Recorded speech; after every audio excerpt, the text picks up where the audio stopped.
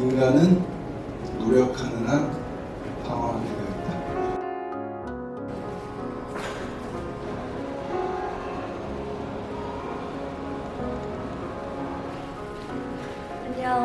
안녕하세요. 연수구 리포터 홍은정입니다. 오늘은 해돋이 도서관에 나와 있습니다. 9월 독서의 달을 맞이하여 인천 구립공공도서관에서는 읽기에 대하여라는 다양한 문화 행사를 진행하고 있는데요. 그 중에서도 오늘은 박상훈 작가와의 만남이라는 행사에 나와 있습니다. 박상훈 작가님과 만나보고 인터뷰도 진행해 볼 건데요. 여러분, 어떤 행사인지 궁금하시죠? 그 현장 속으로 함께 가보시죠.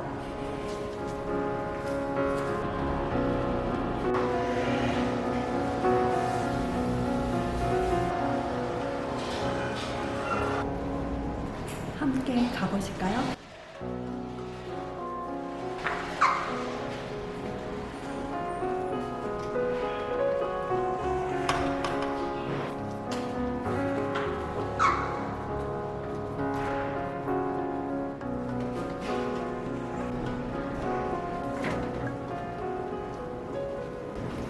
안녕하세요. 안녕하세요. 네, 오늘 아침에 폭풍우가 치고 그래서 강의를 할 수 있을까 생각했는데 어쨌든 강의는 할 수 있게 됐고요. 지금의 독서 교육으로는 좀 안 된다. 고전을 읽어야겠다. 그래서 중학생들, 초등학생들 목표는 뭐냐면 고전을 통해서 아이들이 진짜 좋은 책이 뭔지 느끼는 거. 자, 이제 작품으로 들어가서 고전을 볼 때 유념하셔야 될 게 뭐냐면 원제를 좀 신경 쓰셔야 됩니다. 원제가 왜 이렇게 됐을까를 고민하는 것부터 어떻게 보면 고전 깊이 읽기가 시작됩니다. 제가 왜 고전은 무조건 추천해드리냐면 이미 검증이 끝난 작품들입니다. 네. 자, 작가가 좀 특이합니다. 이 작가 최근에 메리 셜리라는 제목의 영화 개봉을 했습니다. 이 작품이 어떻게 창작됐나 하는 창작 배경을 이해하는 데 굉장히 도움이 되니까요. 영국의 케네스 브래너 감독 및 주연을 맡은 영화인데요. 가장 원작에 충실하게 제작된 지는 꽤 됐습니다. 20년 남았거든요. 그렇지만 가장 원작에 충실한 현재까지. 좀 근데 좀 잔인합니다. 그래서 어린애를 같이 보시면 안 되고요. 최소한 자녀분이 고등학생 이상 될 때 혹은 대학생 때 봐야 되고요. 여기 성인분들 다 보셔도 됩니다. 이제 처음 이제 발단 부분입니다. 왜 프랑켄슈타인? 근데 프랑켄슈타인은 사실 박사가 아닙니다. 정확히 얘기하면 학부생입니다. 학부 졸업도 안 한 학생입니다. 박사라고 하는 이유는 그냥 그 당시에는 어떤 분야에 통달한 사람을 박사라고 부르니까. 자, 그래서 이 친구는 어렸을 때부터 생명 창조에 굉장히 관심이 많았습니다. 이제 사실은 이게 이 모티브는 창조주가 되고 싶은 인간에 대한 얘기입니다. 결국 여기서 이제 통찰을 하나 얻어야겠죠. 여러분들께서 고전을 보실 때 또 깊이 들어가는 방법 중 하나가 어떤 단어의 선택 혹은 어떤 단어를 발견했을 때 그 단어의 의미를 좀 찾아보시는 게 좀 도움이 됩니다. 영어에서 보면은 파토스 그리스어입니다. 감정이라는 뜻입니다. 영어에 두 가지가 있습니다. 심퍼스라고 엠퍼스가 있거든요. 자기처럼 생긴 여성 캐릭터를 하나 만들어달라. 그러면 그 캐릭터와 함께 자기는 인간이 닿을 수 없는 깊은 오지로 가서 살겠다.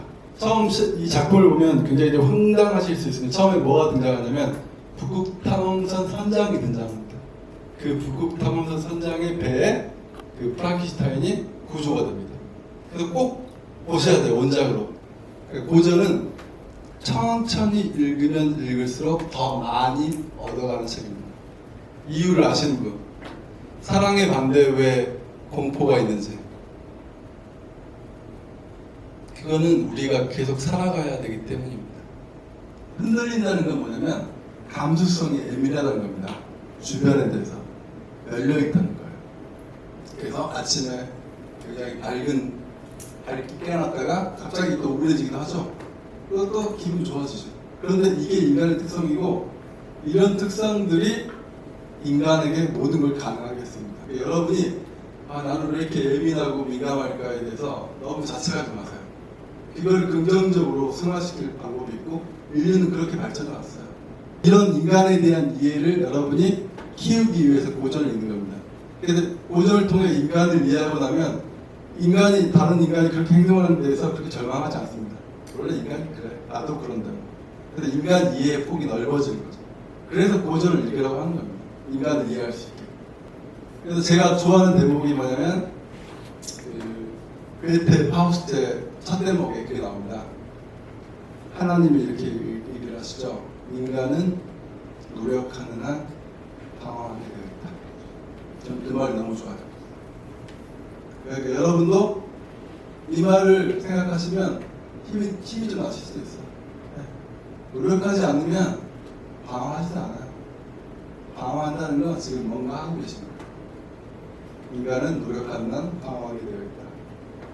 그러니까 파우스트에서도 그런 대목을 던지는 겁니다. 이건 생각지도 못했던 그런 거죠. 지킬 박사 하이드. 이거는 그 두께가 얇습니다. 100페이지 좀 넘거든요. 그러니까 편하게 읽으실 수 있어요. 그리고 굉장히 재밌죠. 이 작품은 이런 얘기를 하고 싶은 것 같아요. 작가의 의무이기도 한 거죠. 왜 악하면 선함보다 강합니까? 지킬이 어떻게 하이드가 되죠, 근데? 지킬이 하이드가 되는 계기는 뭐냐면 약을 먹습니다. 약을 제조해가지고 그걸 먹으면 변하는 거거든요. 다시 먹으면 다시 돌아오고. 왜 이때 하이드로 변신할까를 좀 생각하셔야 됩니다. 인간이 그러니까 넘지 말아야 될 선에 대해서 계속 얘기하는 것 같아요. 이 작품의 또 이제 주제 중 하나가 이런 거죠. 진리는 인간을 자유롭게 할까?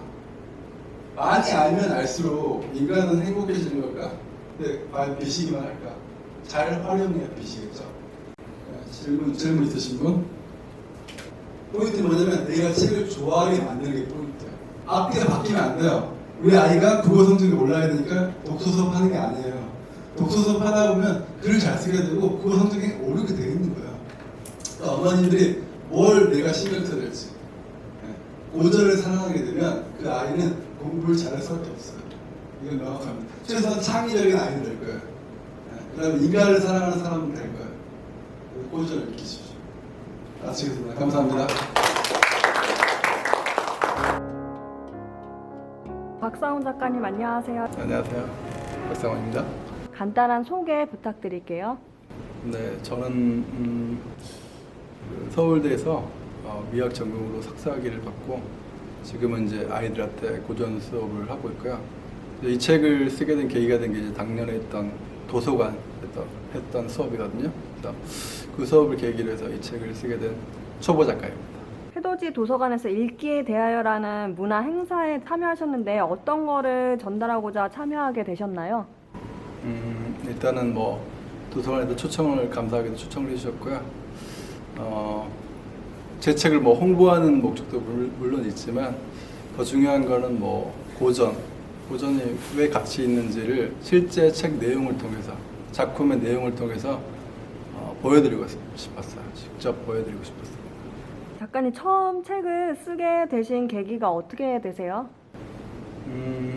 처음에 강의를 준비할 때는 일단 강의를 잘해야겠다는 이제 생각밖에 없었는데요. 수업을 진행하다 보니까 굉장히 수강생들한테 해주고 싶은 얘기가 많았는데 시간 제약으로 또 하지 못한 말들도 많았고요. 그리고 이걸 한번 정리해 놓는 게 굉장히 의미 있는 일이 되겠다 싶어가지고 책이 출간되면 좋겠지만 정리하는 것 자체에 일단 의미를 두고 강의를 하면서 정리를 시작했습니다. 작가님께서 쓰신 책에 대해서 간단하게 소개해 주시고 그 책에서 말하고자 하시는 걸 알려주시겠어요? 네, 제가 쓴 책은 고전 SF 소설로 읽는 인문학이고요. 이 책은 우리한테 굉장히 익숙하지만 잘 읽지 않은 작품들이 포함되어 있습니다. 구체적으로 살펴보자면 프랑켄슈타인, 지킬 박사와 하이드, 그 다음에 드라큘라, 걸리버 여행기입니다. 이 작품들은 여러분이 너무 친숙하게 알고 있지만 실제로 원전을 다 읽으신 분은 흔치 않으실 거예요. 그래서 저는 이 책을 통해서 실제로 원전을 읽었을 때 얼마나 풍부한 내용, 얼마나 좋은 내용이 담겨 있는지를 여러분들에게 좀 전하고 싶었습니다. 네. SF와 고전에 관심을 갖는 이유는 어떤 거세요? 계속 책을 읽다 보면 책이 다른 책을 인도하게 됩니다.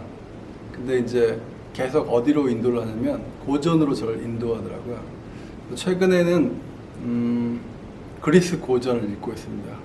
왜 그렇게 됐냐면 제가 좋아하는 작가들 책에서 계속 그리스 고전이 언급이 돼요. 한두 번 언급되면 그냥 넘기려고 했는데 계속 언급되니까 안 읽을 수가 없어요. 그러니까 이런 식으로 결국 책을 읽기 끝에 고전이 있는 것 같습니다. 그래서 저는 뭐 자연스럽게 책이 고전으로 저를 인도했다고 생각합니다. 작가님의 인생관이 궁금한데요. 장정일이라고 하는 제가 좋아했던 이제 소설가 겸 시인이 했던 말이 있는데 내가 읽지 않은 책은 세상에 존재하지 않는 책이다. 그래서 제가 읽지 않은 수많은 좋은 고전들이 아직도 많이 있어요. 그래서 저는 행복하기도 하고 한편으로 조바심이 나기도 합니다. 왜냐하면 행복하다는 건 앞으로 제가 읽을 책이 너무 많기 때문에 마치 선물 꾸러미를 가득 가지고 있는 아이처럼 생각이 들다가도 또 한편으로는 과연 내가 이 책들 다 읽을 수 있을까 하는 조바심도 듭니다. 그래서 굉장히 행복하지만 어떻게 보면 또 바쁜 묘한 마음이 들죠. 어쨌든 그런 묘한 마음이 드는 게 또 고전의 또 매력인 것 같고 그래서 계속 고전을 사랑하면서 읽을 생각입니다. 그리고 이제 마지막으로 작가님의 책을 읽는 분들에게 한마디 부탁드릴게요. 네, 제 책도 여러분이 많이 보실 그 인문 교양서 중에 하나입니다.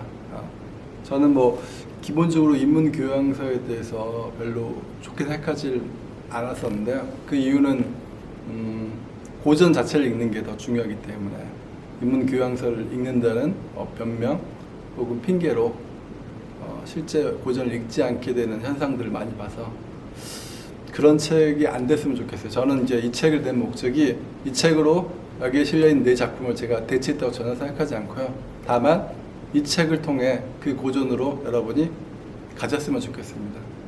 그러니까 제 책이 마치 여행 가이드북처럼 그렇게 여러분들에게 쓸모가 있었으면 좋겠습니다. 여행을 가야 여행 가이드북에 의미가 있으니까요. 여러분이 여기에 언급된 고전을 읽고 더 나아가 여러분이 다른 고전까지 찾아 읽을 때 저는 이 책을 쓴 보람을 찾을 것 같습니다. 그래서 여러분들께서도 이 책을 보시고 그 경험이 의미가 있으셨기를, 그래서 그 고전까지 읽고 싶은 욕구가 생기셨기를 진심으로 바랍니다. 감사합니다.